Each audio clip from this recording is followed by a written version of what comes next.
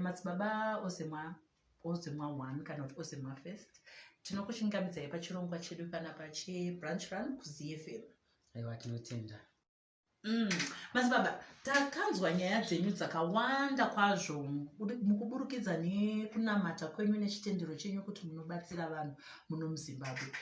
Pari zvino muri kutosvika pano pastation muchibva kuzaka kwanga muchibatsira mhuri yanga iriko. Handizivi kuti munoita zvekuoneswa kwekuenda here kana kuti munoita zvekudanwa nevanhu kuti mosvikapo movabatsira vanhu ariwo madambudziko avanawo zvinovanetsa kana zvinoshaika. Handizivi kuti munoita zvekuita sei. Aiwa tatenda tete nekubvunza kwamaita nekuti vanhu vazhinji vandodawo kutoziva pamwechete nekunzwisisa.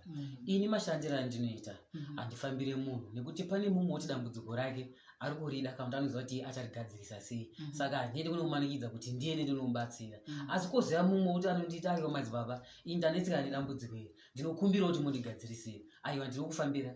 Nekuti chandongoda inini itsoka chete. Ukangondipa tsoka dzekuti ndifambise, aiwa ndinosvika ndokubatsira dambudziko rako robva rapera ipapo. Okay.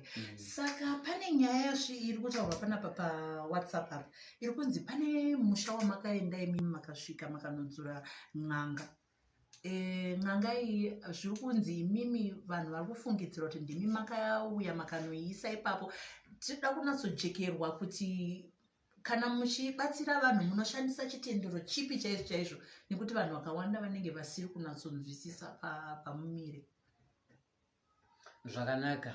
Ipapo regai ndibva ndapindura mubvunzo iwoka ndichipendera zvimwe zvavangade kuziva. Inini ndinobatsira vanhu ndiri kurudzi rwechinamato chechipfuuri. Bijani Smaya Opa Junior Sipati. Ndatenda granda.